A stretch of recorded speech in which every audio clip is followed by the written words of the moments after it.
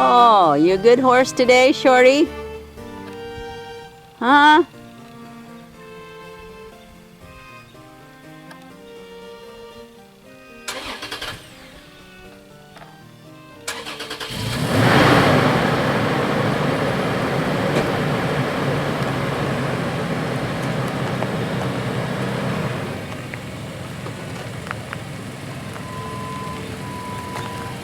Well, we're heading out.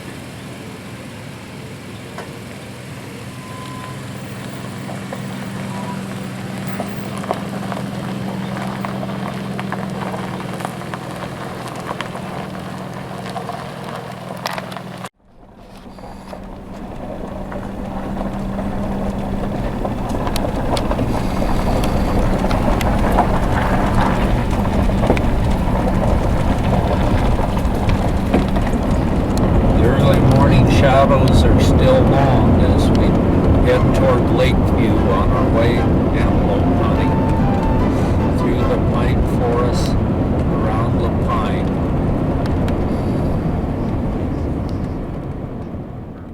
As we get to Fort Rock and then past the old Pioneer Schoolhouse at Summer Lake and by dry Summer Lake, which didn't fare well this year in the category of water.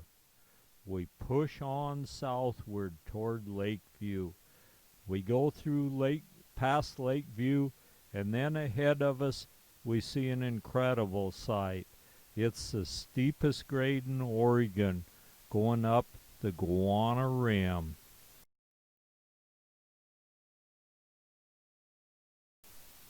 The view from the highway when we start up Owhye Rim is second to none. We can see out over a vast area of desert valley below us. It's almost as if we were riding in an airplane, and the desert goes on to infinity out beyond us as we slowly wind up the steepest grade in Oregon. As soon as we reach the summit of Owhye Rim, we're in our area to go hunting. So we're going to go out and see if we can see some antelope. We didn't see any antelope, but boy, we're checking for water in some of the springs. Those rascals may be the reason for the antelope population to be so low. So we're going to check some water holes and see where the water is. Antelope have to have water, so if we can find the water holes, we know a spot to set up an ambush for a big buck antelope. We find the water supply is in good shape out here, so we check one water hole after another. And there's our main water hole. We set up an ambush up in the rocks above and wait for the antelope to come in. It seems like that's the only way you can get them, where the numbers are so low they spook when they see you at a mile away. The next morning's the first day of antelope season, and what do we see but an antelope? But darn it, it's just an old doe. But we'll hang in there. Pretty soon a buck will come if we have enough patience. A female northern harrier hawk soars above us. I wish I could trade places with him for a minute and look around from up where he is, but I guess that's impossible. We'll just sit there and do the best we can with our limitations of being a human. Looks like Marge is all set for the antelope. She's got the sagebrush on her hat, and she's hid in dense sagebrush. We wait and wait and wait, but before she got set there, we were just getting ready, and here came a buck in, but he saw us and made good his getaway. But we've enlisted a few little lizards to help watch, and to watch after Marge. Maybe Pretty soon a buck'll come. We just have to wait and see. The little lizard seems to have his self-interest in mind. He doesn't seem to be looking for antelope like you might think he would. I guess he'd have a little trouble swallowing an antelope. He's more looking for a nice fat ant. That'll go down his belly a lot better than a big old mean buck antelope. And a northern harrier's swooping over, and so is an occasional vulture. They see in the blind, and they sure make an about turn in one heck of a hurry. This nice buck antelope never got a chance to do his about turn. Joe's girlfriend took long and careful aim and got the antelope in her first shot. So the silence of the morning was interrupted by the shot of a rifle, and then followed another shot as Marge's antelope went down. Joe spotted a little herd of 7 over on the hill, and out of the 7 there were 2 bucks, and so we got 'em both. So we're going to have something really good to eat. An antelope makes a very coveted trophy to hang on the wall, and of course Joe's girlfriend wants to have her nice buck mounted, as well as Marge wants to have hers mounted to hang on the wall. And what a pretty animal. They'll make a really super nice trophy for hanging on the wall. As well as there's some excellent meat. Joe and I hurried up and skinned 'em out and caped it, and then we put the meat on ice to cool it off fast, and so we'll keep it on ice the rest of the whole trip. We can stop at some of the little stores out in the rural desert areas and replace our ice occasionally. Marge and Joe's girlfriend show off their trophies. And then the work starts. Joe and I start caping 'em out. It takes us a little while in the hot sun, but at least we don't mind at all, 'cause this is a trophy that very few people have ever gotten. It's really hard to draw a tag in Oregon. And this little lizard, he's not worrying one bit about it. He's just climbing on the rocks, trying to get him an ant. From the antelope hunting, we move on. It's only a short distance from Nevada from here. We follow Highway 140 eastward. Pretty soon we drop down off the summit of the desert mountains into a sea of sagebrush down below. Pretty soon we come to a rest area, and we hear water squirting out of a pipe. We look, and here's a hot water pipe, an artesian well with a really good flow of water shooting out. That's almost an invitation to take a bath under it, and gosh only knows we certainly need it by now. So we'll take advantage of that nice hot artesian well water shooting out at good force. It was enough to knock you off your feet. We steady a course eastward on 140 till we come around the mountain and to Denio Junction, where we'll go in and get some ice. They have the ice in bulk. You buy a great big bucket of it for about $3 a bucket, a good buy. And then there's even a little dog comes and sniffs, and he's wondering where his antelope is. He knows there's something in there, and he could sure use a bone or something, but it looks like he's getting nothing. We go on to Annette's teepee out in the floor of the desert. We get there, and we find that Jacob has gone out to do a little exploring, and was getting ready to turn around, and what does he do but get his pickup stuck. So we'll hook our four-wheel drive pickup on him and pull him out. It shouldn't be too hard to do. We carefully back up, ease into it, and apply some pressure, and out he comes. He was one glad guy, and it's a good thing there was cell service out there, or he and his dog would have had a nice long walk. After we pull Jacob out, we'll go back to the teepee, and I think a nice antelope steak would really taste good.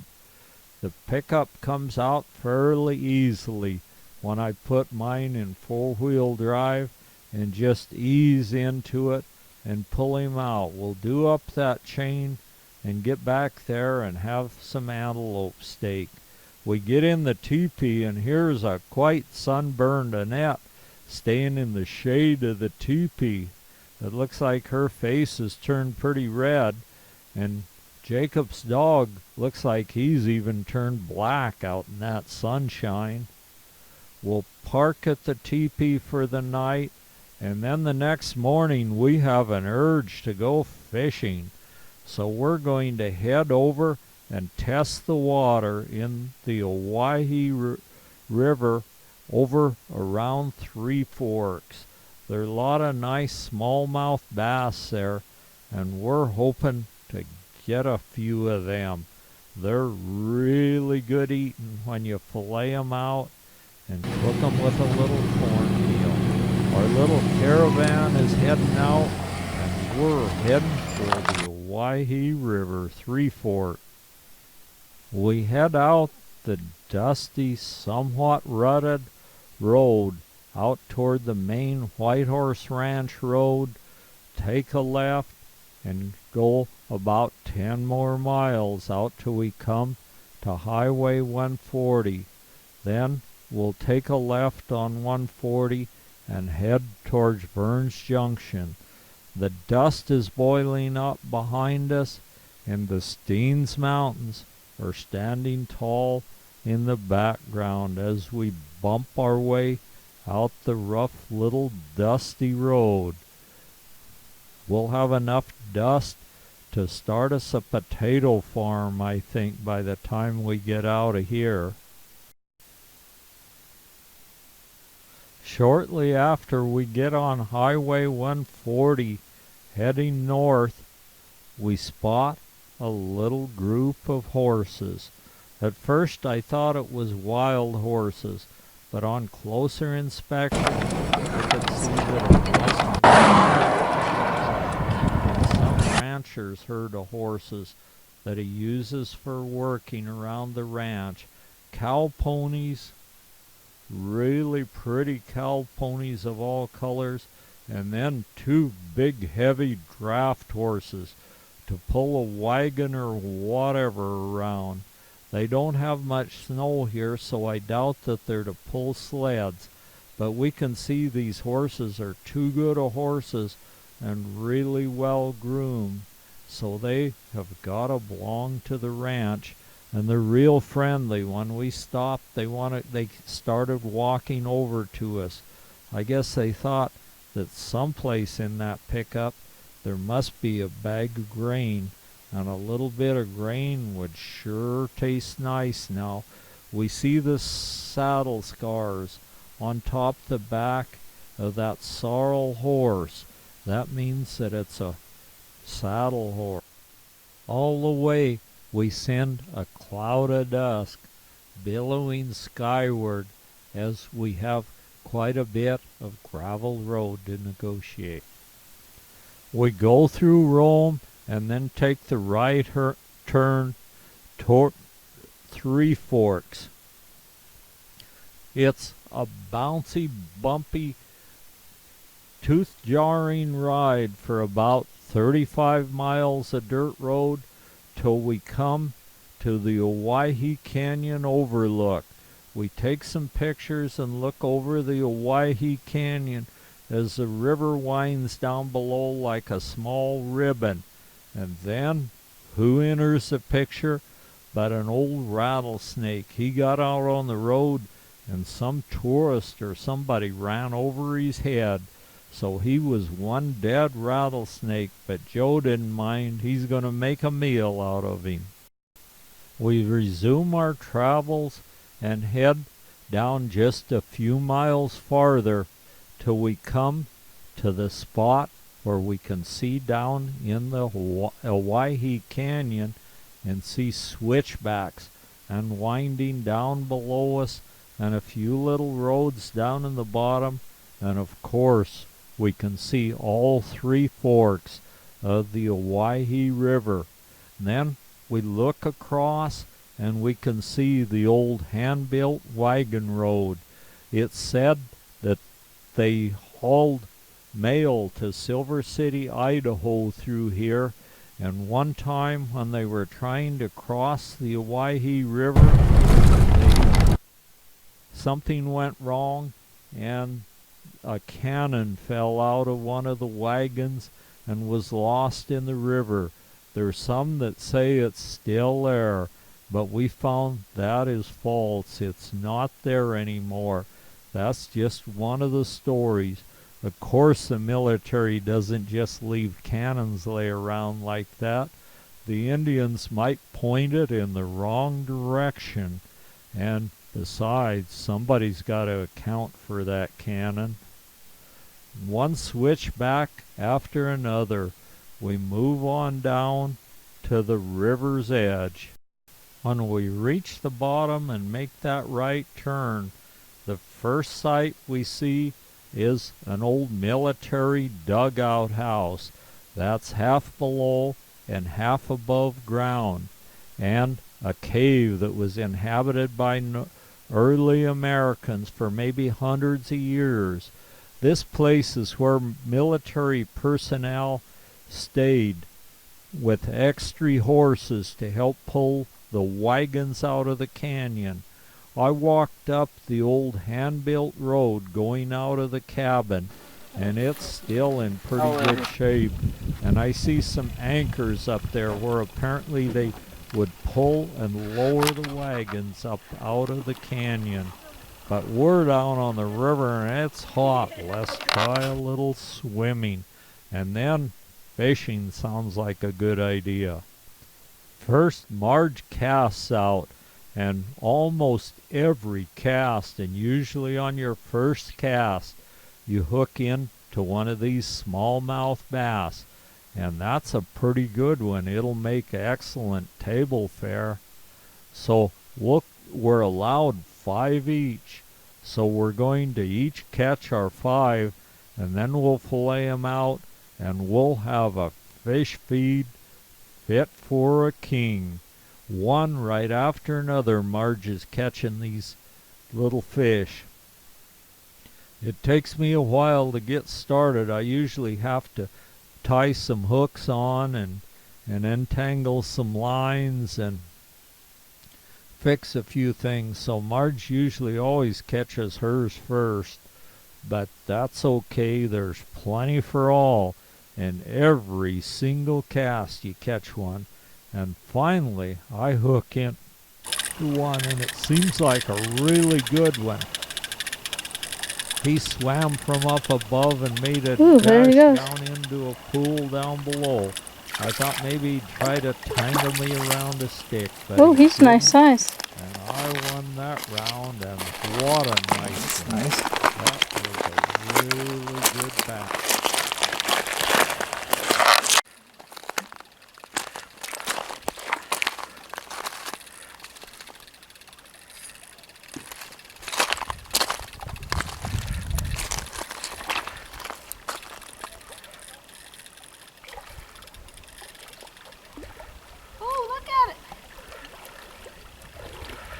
It's a nice one.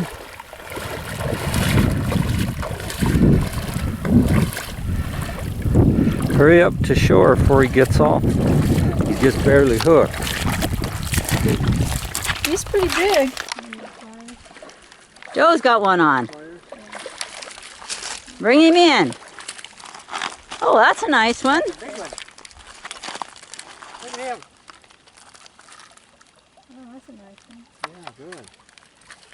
Yeah. Hold him up. I'll get a close-up. There we go. Got him. Don't let him back in the... Oh, you got a nice one, Annette. Yeah. Wow. Wow. Here, you have get a picture with my camera. Okay. I got a bigger one. Oh, yeah, you got a monster. Okay. We'll come down in on that one. Okay. Okay. That's baby one.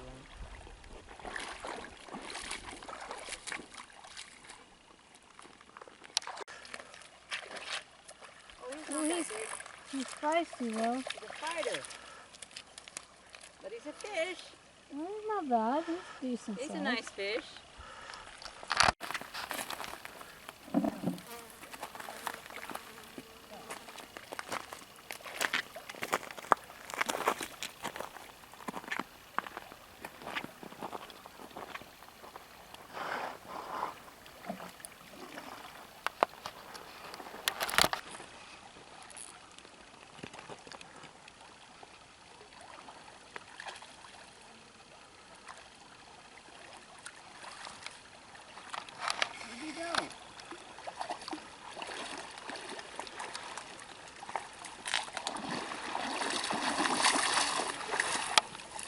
He's not a bad one. That's a nice one.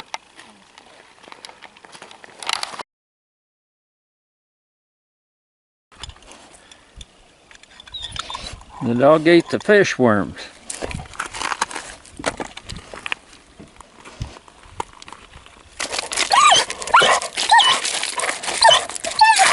Ha! Katie, knock it off.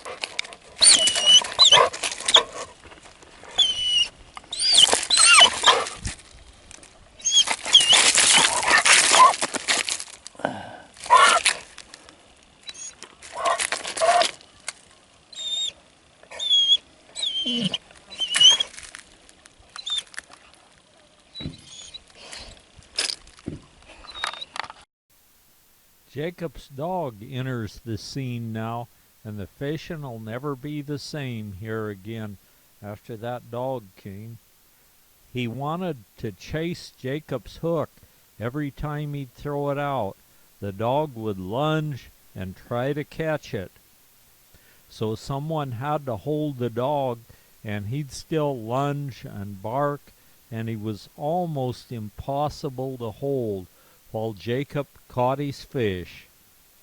Annette and I spelled each other off holding the dog, and that wasn't easy. He was dragging us both around. Oh, every time she sees that fish hook.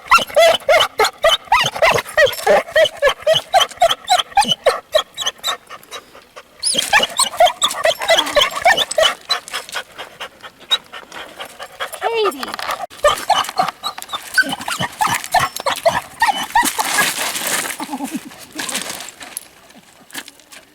So should I toss it like to the left or to the right here? Oh, to the left. Right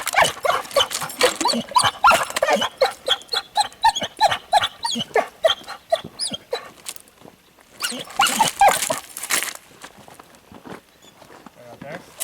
Yeah, that looks good. How many you got? 3? Okay, no.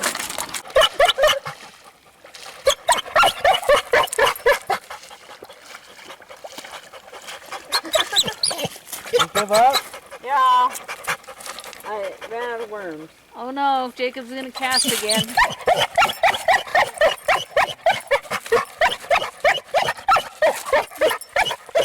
The dog has already eaten all the worms, the valuable worms we need for fishing, and every time Jacob casts, if somebody doesn't hold on to that dog, it swims out there and tries to retrieve the hook.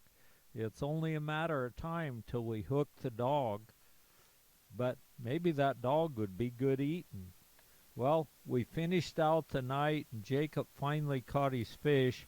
Then the next morning, as the sun hasn't quite yet cleared the horizon, I'm out on the river testing the water to see if there's a nice big bass to bite.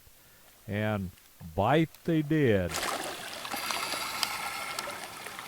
Yeah, he's going down below. What? He went down in here. Here he comes. Wow. Did you get that? I don't know.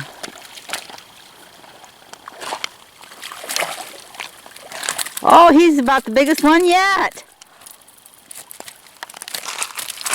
Oh, wow. You hit the jackpot. My Gee, gosh. he's a monster. We've got that scale up there at the tackle box. Now that one would be a keeper. Sam would approve of that one.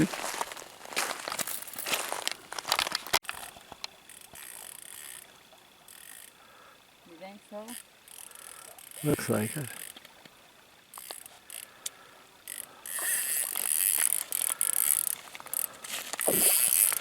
Oh, look at it. How big was he? I don't know.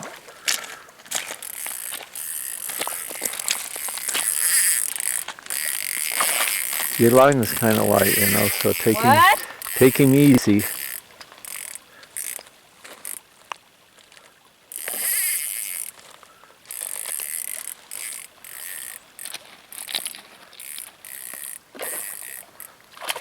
Ooh! Oh my goodness! Did you see him jump?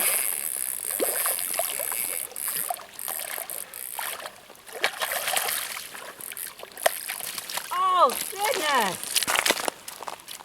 He's a nice one. Yeah. Wow. Gosh. And that was on a worm.